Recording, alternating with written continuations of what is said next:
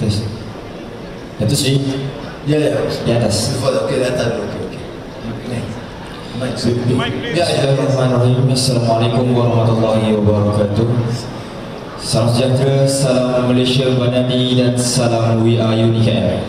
Bila Datuk Seri, nama saya Muhammad Anas bin Ishak selaku Presiden UniKL Student Representative Council 2025. Merangkap juga Presiden UniKL Malaysian Institute of Marine Engineering Technology yang bertempat di rumah. Bila Datuk Seri, seperti yang mana kita boleh lihat, sekarang terdapat banyak pergolakan kuasa yang berlaku di serata dunia.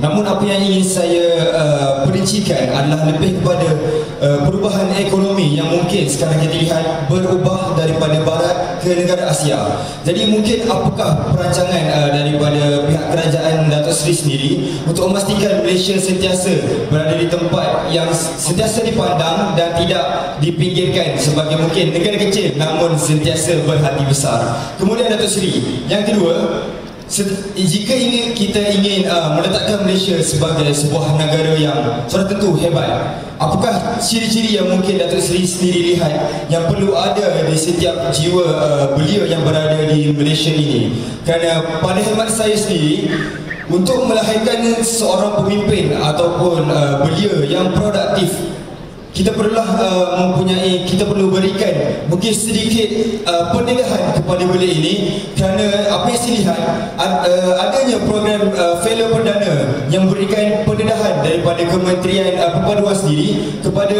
pihak menteri. Namun sekiranya insentif ini turut diberikan kepada pelajar-pelajar juga ataupun belia yang berada di Malaysia sekarang, saya pasti dan percaya bahawa pendedahan yang mungkin sedikit boleh memberikan impak yang tinggi kepada pelajar-pelajar ini untuk terus memaju Malaysia sebagai negara yang unggul di masa akan datang. Itu saja dari saya. pertama soalan bahawa kalau dulunya kuasa besar ketenteraan dan ekonomi itu hanya di barat, mulanya United Kingdom, sekarang Amerika, tapi sekarang nampak keadaan berubah juga dengan perkembangan negara China khususnya. Bagi kita itu suatu perkembangan positif. Malaysia ambil pendekatan seperti mana yang diterima oleh negara-negara ASEAN yang kita sebut keadaan pertengahan, centrality, untuk mengadakan hubungan yang baik dengan semua negara. Dan tentunya kalau tanya negara China itu jiran dan kerjasama yang baik dalam banyak bidang, itu tidak menghalang kita untuk terus meningkatkan kerjasama itu, ya. Dan itu pendekatan kita sekarang. Jadi sebab itu sudah lihat, sementara hubungan tradisional kita dengan Amerika dari segi perdagangan dan pelaburan itu tinggi, kita juga memberi pendekatan yang sangat kuat kepada negara China dalam berbagai bidang. Apalagi bila pimpinan negara China itu lebih dekat dengan kita.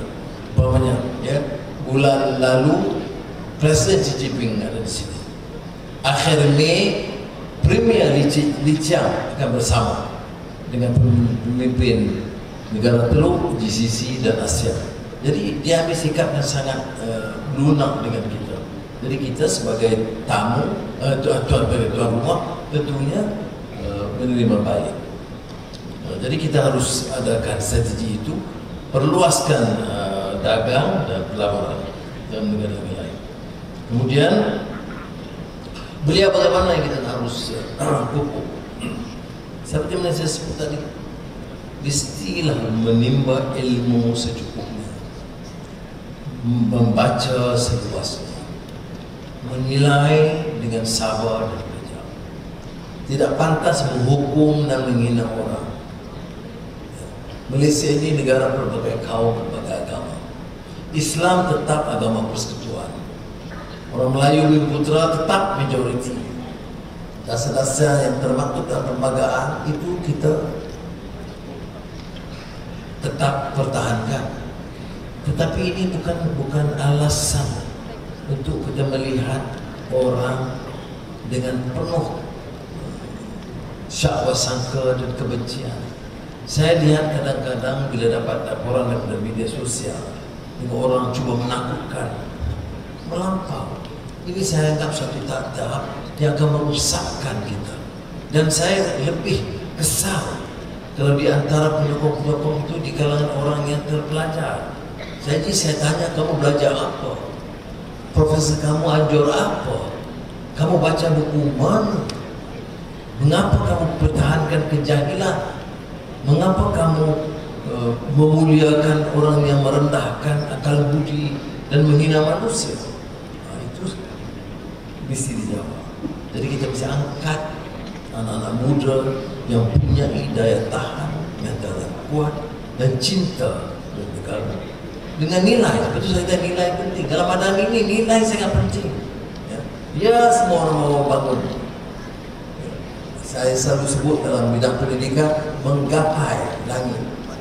Disiplin baru, AI, digital, ya, canggih semua.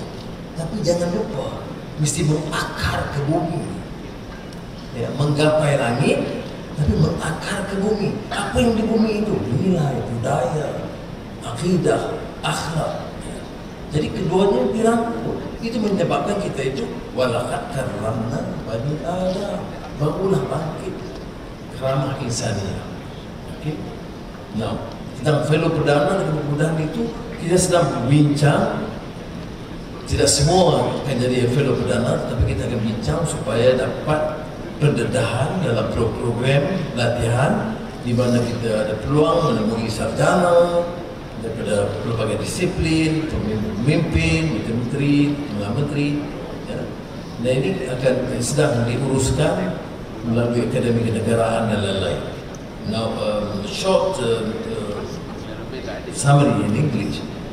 The question relates to the shift now in terms of power, geopolitical development between the West or the East, United States or China. We take a position of what we call centrality in Malaysia and ASEAN. We engage with all, we befriend all countries, we trade, it's an open trade, it's a trading nation. But the next question is, cumulatively, as I've said, United States is still number one in terms of Western trade with Malaysia. But our relation with China is very close. Firstly, it's a neighbor. Secondly, the position and attitude taken by the Chinese leadership is not condescending. It has been very friendly and very engaging. And we therefore, as a country, do show our profound appreciation towards them. Then, the next question is about youth. What do you need? What do you expect from youth? I see, number one, you have to acquire knowledge, you have to be patient. I mean, I can understand you have strong views. When I was young, was I patient? Well, not so. But you must represent some ideals. As I said, we represent the conscious majority. We know, we try and find out what is right. We do not condone excesses or corruption. Corruption can be corruption in terms of acquisition of wealth in an illegal manner. Corruption of the mind can be preaching hatred, insulting people, casting aspersions against people of different color or race. That to me is not acceptable. No, the young must then learn to accept the fact, if you want to succeed as a nation, we have to be more inclusive. We want to succeed as a nation, we have to instill the correct values. What is human dignity? What is just? What is fair? But some people say, oh, we have to be fair, we have to grant or accept those who have been relatively very successful, based on purely a merit. I say, yeah, fair, that's partly true. But is that the whole truth? John Rawls, the political economist, said what? What is justice? Justice is fairness. You can't say the best school in the country in Kuala Lumpur and we have to compete with the school in Kapit and Ulu Kelantan. I say, no, merit. there is rationale to defend merit, but it has to be fair. I have to view differently. You have the best schools, the best equipment, the best teachers, the best tuition, and you want us to be fair and say just and compete with the most remote among the poorest. The poor, you will increase the gap between the rich and the poor if you do not cater for what is termed as fairness. That's why my affirmative action is necessary. Now, last question on fellow Perdana, a scheme to help to expose the students to some facilities, and we will try to do it through some training programs. There may, I think, 100 people raising their hands. I will probably ask briefly 3 questions and answer. Yes. No, sir. Good evening.